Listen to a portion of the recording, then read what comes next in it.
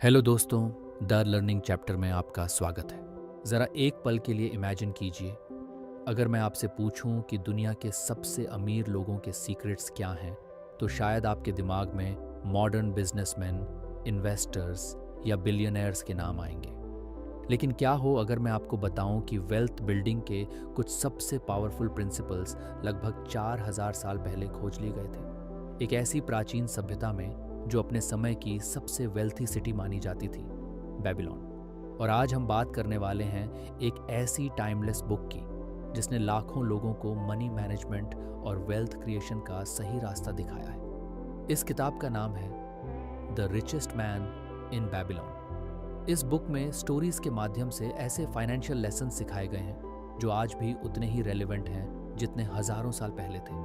तो अगर आप सीखना चाहते हैं कि पैसे को कैसे बचाया जाए, कैसे बढ़ाया जाए और कैसे फाइनेंशियल फ्रीडम की तरफ बढ़ा जाए, तो इस वीडियो को अंत तक ज़रूर देखिए। चलिए शुरू करते हैं the richest man in Babylon की फैसिनेटिंग जर्नी। लगभग 5000 साल पहले एक शहर था, बेबीलोन। एक ऐसा शहर जिसे उस समय दुनिया का सबसे वेल्थी और प्रॉस्पेरस सिटी माना जाता था। उसकी ऊंची ऊंची दीवारें, शानदार महल और सोने चांदी से भरे बाजार लोगों को हैरान कर देते थे। लेकिन यहाँ एक सवाल पैदा होता है।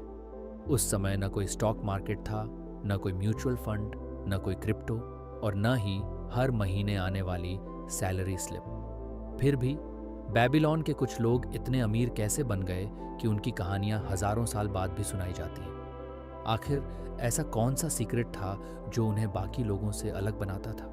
यही सवाल हमें ले जाता है एक बेहद पावरफुल किताब की तरफ, the richest man in Babylon. लेखक जॉर्ज एस क्लेसन ने इस किताब में पैसे कमाने, बचाने और वेल्थ क्रिएट करने के प्रिंसिपल्स को किसी बोरिंग फाइनेंस लेक्चर की तरह नहीं, बल्कि दिलचस्प कहानियों के जरिए समझाया है।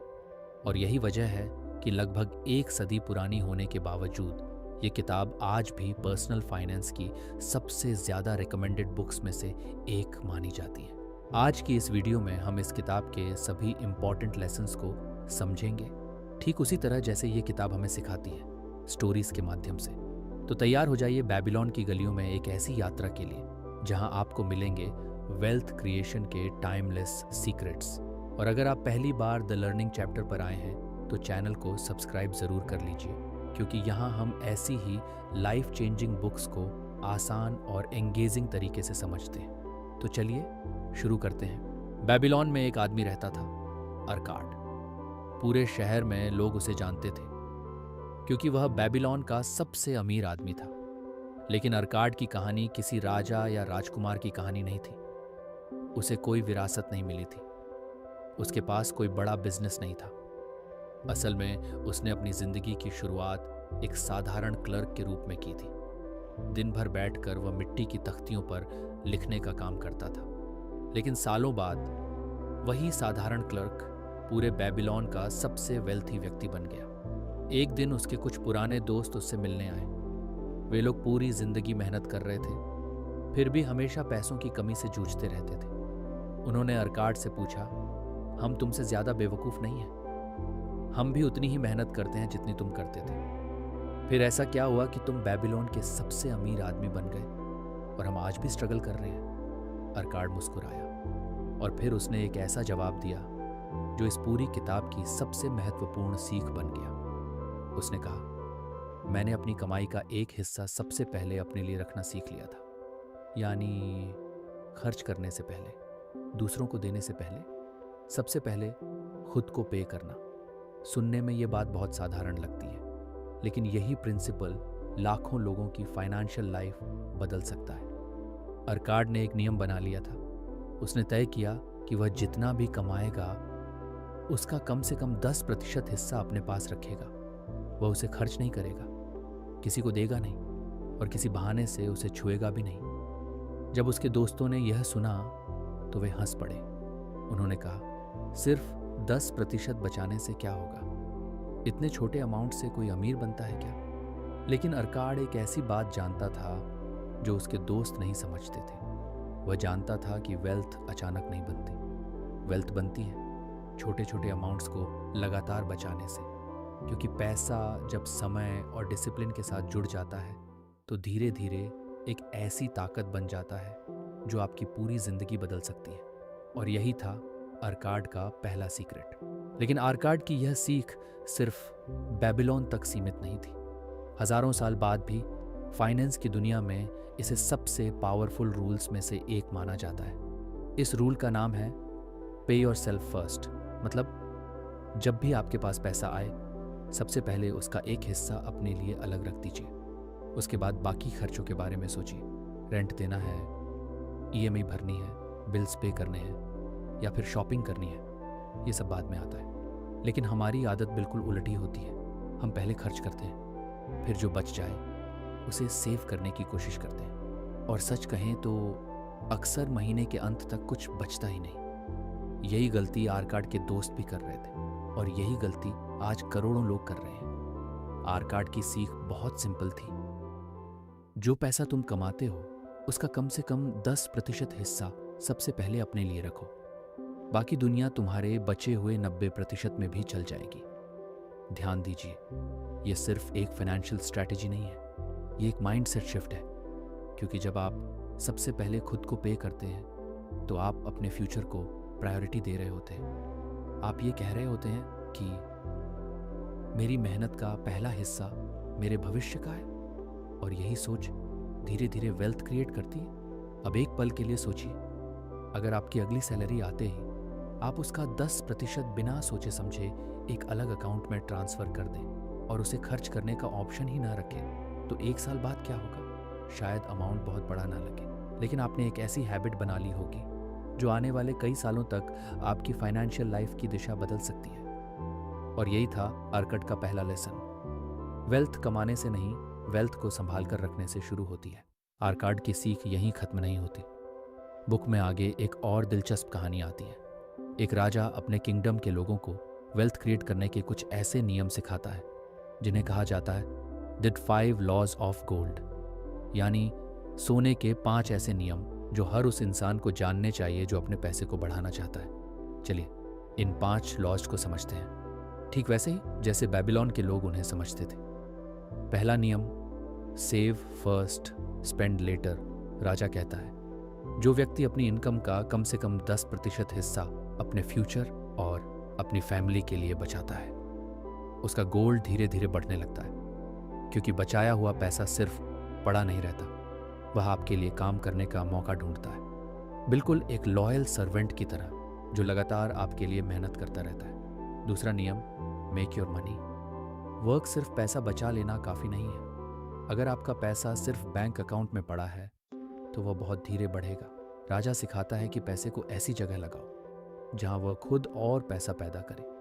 ज़रा एक बीज के बारे में सोचिए। एक बीज को अगर सही मिट्टी में लगाया जाए तो वह एक पेड़ बनता है और फिर वही पेड़ सैकड़ों नए बीज देता है। पैसा भी बिल्कुल ऐसा ही होता है। जब उसे सही जगह इन्वेस्ट किया जाता है तो वह धीरे धीरे मल्टीप्लाई होने लगता है। आज की भाषा में इसे ही कंपाउंडिंग कहते हैं। और सच कहें तो दुनिया के ज़्यादातर वेल्थी लोग इसी प्रिंसिपल का फ़ायदा उठाते हैं। तीसरा नियम, लिसन टू एक्सपर्ट्स। अब मान लीजिए आपने पैसा बचा भी लिया और इन्वेस्ट भी करना चाहते हैं, लेकिन सवाल है कहाँ? यहीं पर तीसरा रूल आता है, एक्सपर्ट एडवाइस लो। बुक में एक कहानी है, एक युवा शेपर्ड ने अपनी मेहनत की कमाई एक ऐसे ज्वेलर को दे दी जिसे जेम्स की पहचान तो थी लेकिन इन्वेस्टिंग की कोई समझ नहीं थी। परिणाम, उसकी पूरी बचत डूब गई। इस कहानी की सीख बहुत सीधी है, हर एक्सपर्ट हर फील्ड का एक्सपर्ट नहीं होता, इसलिए अपने पैसे को हमेशा ऐसे लोगों की सलाह से इन्वेस्ट करो जिन्हें उस काम का वास्तविक अनुभव हो। चौथा नियम, stay away from risky schemes. राजा लोगों को एक और चेतावनी देता है। वह कहता है ऐसी स्कीम से दूर रहो जो कम समय में बहुत ज़्यादा रिटर्न्स देने का वादा करती है, क्योंकि अक्सर जितना बड़ा वादा होता है उतना ही बड़ा रिस्क भी छिपा होता है। आज भी हम ऐसी बातें सुनते हैं, पैसा डबल कर देंगे, 1 महीने में 50% रिटर्न, गारंटीड प्रॉफिट। लेकिन हिस्ट्री हमें बार बार यही सिखाती है कि अगर कोई डील सच होने से भी ज़्यादा अच्छी लग रही है तो शायद वह सच नहीं है। 5वां नियम, बिल्ड वेल्थ स्लोली। और आखिरी रूल, शायद सबसे महत्वपूर्ण है, जल्दी अमीर बनने की कोशिश मत करो। वेल्थ एक पेड़ की तरह है, उसे बढ़ने में समय लगता है। आप आज बीज लगाकर कल फल नहीं खा सकते। ठीक उसी तरह फाइनेंशियल फ्रीडम भी पेशेंस, डिसिप्लिन और कंसिस्टेंसी से बनती है। छोटे छोटे सही फैसले लंबे समय में बड़े रिजल्ट्स देते हैं। और यही वजह है कि जो लोग स्टेडी ग्रोथ पर फोकस करते हैं वे अक्सर उन लोगों से आगे निकल जाते हैं जो शॉर्टकट्स ढूंढते रहते हैं। यही है द 5 लॉज ऑफ गोल्ड। हैरानी की बात यह है कि ये प्रिंसिपल्स लगभग 5000 साल पुराने हैं, लेकिन आज भी उतने ही पावरफुल हैं। टेक्नोलॉजी बदल गई, दुनिया बदल गई, पैसा कमाने के तरीके बदल गए, लेकिन वेल्थ क्रिएट करने के ये रूल्स आज भी नहीं बदले। लेकिन शायद इस किताब की सबसे इंस्पायरिंग स्टोरीज में से एक है दबासिर की कहानी। दबासिर एक कैमल ट्रेडर था, लेकिन उसकी पहचान उसके व्यापार से नहीं बल्कि उसके भारी भरकम कर्ज से बन चुकी थी। वह इतना कर्ज में डूब चुका था कि अपने ही शहर वापस जाने से डरता था, क्योंकि उसे पता था जैसे ही वह बेबीलोन लौटेगा उसके क्रेडिटर्स उससे अपना पैसा मांगने लगेंगे। हर तरफ से दबाव, हर तरफ से शर्मिंदगी, और सबसे बड़ी बात, उसे खुद पर भी भरोसा नहीं रह गया था। उसे लगने लगा था कि शायद वह कभी इस कर्ज के बोझ से बाहर नहीं निकल पाएगा। लेकिन तभी उसकी मुलाकात एक बुद्धिमान व्यक्ति से होती है, और वही व्यक्ति उसे एक ऐसा प्लान देता है जो उसकी पूरी जिंदगी बदल देता है। कोई कॉम्प्लेक्स स्ट्रैटेजी नहीं, कोई मैजिकल फॉर्मूला नहीं, बस एक सिंपल सिस्टम। उसने दाबासिर से कहा, अपनी इनकम को 3 हिस्सों में बांट दो। 70% अपनी रोजमर्रा की जरूरतों के लिए, 20% अपने क्रेडिटर्स को धीरे धीरे पैसा लौटाने के लिए, और 10% अपने फ्यूचर के लिए बचाने के लिए। पहली नजर में यह प्लान बहुत साधारण लगता है, लेकिन दबासिर ने इस बार एक अलग फैसला लिया। उसने बहाने बनाना बंद कर दिया और डिसिप्लिन के साथ इस प्लान को फॉलो करना शुरू कर दिया। 1 महीना, फिर दूसरा महीना, फिर तीसरा। धीरे धीरे उसके क्रेडिटर्स को पैसे मिलने लगे, उनका भरोसा लौटने लगा, और सबसे महत्वपूर्ण बात, दबासिर का आत्मविश्वास वापस आने लगा। सालों से जो आदमी कर्ज से भाग रहा था, अब वही आदमी उसका सामना कर रहा था। महीने दर महीने वे अपने डेट को कम करता गया, और कुछ सालों बाद वह पूरी तरह कर्ज मुक्त हो गया। सिर्फ इतना ही नहीं, उसने अपने लिए सेविंग्स भी बनानी शुरू कर दी थी। यहीं इस कहानी का सबसे बड़ा लेसन छिपा है। डेट कोई परमानेंट जेल नहीं है। कई लोग कर्ज को अपनी किस्मत मान लेते हैं। उन्हें लगता है कि अब इससे बाहर निकलना नामुमकिन है, लेकिन दबासिर की कहानी हमें सिखाती है कि अगर आपके पास एक क्लियर प्लान हो और उसे फॉलो करने का डिसिप्लिन हो, तो सबसे बड़ा डेट भी धीरे धीरे खत्म किया जा सकता है। और शायद यही वजह है कि ये चैप्टर आज के समय में और भी ज़्यादा रेलिवेंट लगता है, क्योंकि आज लाखों लोग credit card debt, personal loans और EMIs के दबाव में जी रहे हैं। लेकिन दाबासिर हमें याद दिलाता है कि फाइनेंशियल प्रॉब्लम्स का सॉल्यूशन पैनिक नहीं बल्कि प्लानिंग है। कदम छोटे हो सकते हैं, लेकिन अगर वे सही दिशा में उठाए जाए तो वे आपको फाइनेंशियल फ्रीडम तक ज़रूर पहुंचा सकते हैं। अब यहाँ किताब एक बहुत दिलचस्प सवाल उठाती है, क्या कुछ लोग सच में सिर्फ लक की वजह से अमीर बन जाते हैं? शायद आपने भी कभी ऐसा सोचा होगा। जब हम किसी सक्सेसफुल इंसान को देखते हैं तो अक्सर कहते हैं, यार इसकी तो किस्मत अच्छी थी, इसे सही समय पर सही मौका मिल गया। अगर मुझे भी ऐसा चांस मिल जाता तो मैं भी सफल हो जाता। लेकिन आर्कर इस सोच से सहमत नहीं था। उसका मानना था कि लक उन लोगों का साथ देता है जो उसके लिए तैयार होते हैं। ज़रा एक किसान की कल्पना कीजिए। मान लीजिए उस साल बारिश बहुत अच्छी हुई, मौसम भी शानदार रहा, लेकिन अगर किसान ने अपनी ज़मीन तैयार ही नहीं की, बीज नहीं बोए और खेत की देखभाल नहीं की, तो क्या उसे अच्छी फसल मिलेगी? बिल्कुल नहीं, क्योंकि सिर्फ मौका मिलना काफ़ी नहीं होता। उस मौके का फ़ायदा उठाने की तैयारी भी होनी चाहिए। और यही बात पैसों पर भी लागू होती है। मान लीजिए आपके सामने एक शानदार इन्वेस्टमेंट अपॉर्चुनिटी आती है, लेकिन आपके पास सेविंग्स ही नहीं है, या फिर आपको इन्वेस्टिंग की बेसिक अंडरस्टैंडिंग नहीं है, तो चाहे अपॉर्चुनिटी कितनी भी अच्छी क्यों ना हो, आप उसका फ़ायदा नहीं उठा पाएंगे। फिर लोग कहेंगे मेरी किस्मत खराब थी, जबकि सच्चाई यह है कि तैयारी अधूरी थी। अर्कट कहता है कि ज़्यादातर लोग लक को एक एक्सीडेंट समझते हैं, लेकिन वास्तव में लक अक्सर प्रिपरेशन और अपॉर्चुनिटी के मिलने का परिणाम होता है। जब आप लगातार सेविंग करते हैं, अपने स्किल्स को बेहतर बनाते हैं और अपने फाइनेंसेस को डिसिप्लिन के साथ मैनेज करते हैं, तो धीरे धीरे आप खुद को उन मौक़ों के लिए तैयार कर रहे होते हैं जो भविष्य में आपके सामने आने वाले हैं। और जब वह मौका आता है तो दुनिया उसे लक कहती है, लेकिन आप जानते हैं कि उसके पीछे वर्षों की तैयारी छिपी हुई है। इसीलिए यह किताब हमें एक बहुत महत्वपूर्ण संदेश देती है। लक का इंतज़ार मत करो, उस लकी डे का इंतज़ार मत करो जब सब कुछ अचानक बदल जाएगा। इसके बजाय अपनी फाइनेंशियल हैबिट्स को इतना मजबूत बनाओ, अपनी स्किल्स को इतना बेहतर बनाओ और अपने पैसे को इतनी समझदारी से मैनेज करो कि जब अपॉर्चुनिटी आपके दरवाजे पर दस्तक दे तो आप उसे पकड़ने के लिए पूरी तरह तैयार हो। क्योंकि आखिरकार सक्सेस अक्सर लकी लोगों को नहीं मिलती, बल्कि तैयार लोगों को मिलती है। लेकिन इस किताब का आखिरी बड़ा लेसन शायद सबसे मैच्योर लेसन है, क्योंकि अर्काड और बेबीलोन के बाकी बुद्धिमान लोग सिर्फ पैसा कमाने की बात नहीं करते, सिर्फ बचत करने की बात नहीं करते और सिर्फ इन्वेस्ट करने की बात भी नहीं करते। वे एक और महत्वपूर्ण सवाल पूछते हैं, अगर कल कुछ गलत हो गया तो क्या होगा? क्योंकि जिंदगी हमेशा हमारे प्लान के अनुसार नहीं चलती। कभी अचानक कोई बीमारी आ सकती है, कभी नौकरी चली जा सकती है, कभी कोई इमरजेंसी आ सकती है और एक दिन हम सब बूढ़े भी होंगे। यही वजह है कि किताब हमें सिखाती है कि वेल्थ सिर्फ कमाने का नाम नहीं है, बल्कि उसे प्रोटेक्ट करने का नाम भी है। बेबीलोन के लोग इस बात को अच्छी तरह समझते थे। वे अपने परिवार के भविष्य के लिए तैयारी करते थे, अनहोनी परिस्थितियों के लिए तैयारी करते थे और उस समय के बारे में भी सोचते थे जब वे काम करने की स्थिति में नहीं रहेंगे। दूसरे शब्दों में कहें तो वे अपने फ्यूचर को चांस के भरोसे नहीं छोड़ते थे। आज समय बदल गया है, दुनिया बदल गई है, लेकिन ये प्रिंसिपल आज भी बिल्कुल वैसा ही है, बस उसके नाम बदल गए हैं। आज हम इसे कहते हैं emergency fund, health insurance, retirement planning. अगर अर्काड आज की दुनिया में होता तो शायद वह यही कहता कि अपनी इनकम का एक हिस्सा सिर्फ फ्यूचर अपॉर्चुनिटीज़ के लिए नहीं, बल्कि फ्यूचर अनसर्टेनिटीज़ के लिए भी बचा कर रखो। क्योंकि फाइनेंशियल फ्रीडम का मतलब सिर्फ अमीर होना नहीं है। फाइनेंशियल फ्रीडम का मतलब है मन की शांति, ये भरोसा कि अगर कल कोई मुश्किल आ जाए तो आपका पूरा फाइनेंशियल सिस्टम हिल ना जाए। इसलिए अगर आपने अभी तक शुरुआत नहीं की है तो खुद से एक सवाल पूछिए, अगर आज कोई अनएक्सपेक्टेड इमरजेंसी आ जाए तो क्या आपके पास उसे हैंडल करने के लिए फाइनेंशियल कुशन है?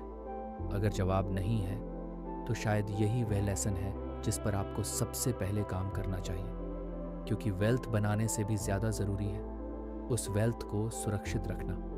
और यही था बेबीलोन के लोगों का आखिरी बड़ा सीक्रेट, फ्यूचर के लिए तैयार रहो। क्योंकि समझदार लोग सिर्फ आज के लिए नहीं, आने वाले कल के लिए भी योजना बनाते हैं। तो चलिए इस किताब के मुख्य लेसन्स को जल्दी से रिकैप करते हैं। पे योरसेल्फ फर्स्ट, अपनी कमाई का कम से कम 10% हिस्सा सबसे पहले खुद के लिए बचाइए। पैसे को काम पर लगाइए, सिर्फ सेविंग नहीं, स्मार्ट इन्वेस्टिंग भी ज़रूरी है। एक्सपर्ट गाइडेंस लीजिए, बिना समझ और सही सलाह के अपना पैसा कहीं भी इन्वेस्ट मत कीजिए। डेट से बाहर निकलना संभव है, बस एक क्लियर प्लान और डिसिप्लिन की ज़रूरत होती है। लक तैयार लोगों का साथ देता है, अपॉर्चुनिटीज़ उन्हीं को फ़ायदा देती हैं जो पहले से तैयार होते हैं। फ्यूचर के लिए तैयारी कीजिए, इमरजेंसी फंड, इंश्योरेंस और रिटायरमेंट प्लानिंग को नज़रअंदाज मत कीजिए। और शायद इस पूरी किताब का सबसे बड़ा लेसन यही है, फाइनेंशियल सक्सेस कोई रॉकेट साइंस नहीं है। ये कुछ सिंपल प्रिंसिपल्स हैं जिन्हें अगर लगातार और डिसिप्लिन के साथ फॉलो किया जाए तो वे आपकी फाइनेंशियल लाइफ को पूरी तरह बदल सकते हैं। यही प्रिंसिपल्स लगभग 5000 साल पहले बेबीलोन में काम करते थे और आज की मॉडर्न वर्ल्ड में भी उतने ही पावरफुल हैं। अगर आपको यह वीडियो यूज़फुल लगी हो तो इसे लाइक ज़रूर कीजिए और कमेंट करके बताइए आप अपनी इनकम का कितना प्रतिशत करंटली सेव करते हैं और क्या आप आज से पे योरसेल्फ फर्स्ट का रूल फॉलो करने वाले हैं। आपका एक कमेंट पढ़कर मुझे बहुत खुशी होगी। अगर आपने अभी तक चैनल को सब्सक्राइब नहीं किया है तो द लर्निंग चैप्टर को सब्सक्राइब कर लीजिए और बेल आइकन भी दबा दीजिए ताकि ऐसी ही powerful finance books, self improvement books और लाइफ चेंजिंग समरी आप तक सबसे पहले पहुंच सके। मैं हूं आपका दोस्त और मिलते हैं अगली वीडियो में। तब तक याद रखिए, वेल्थ कमाने से नहीं, सही फाइनेंशियल हैबिट्स बनाने से बनती है। धन्यवाद।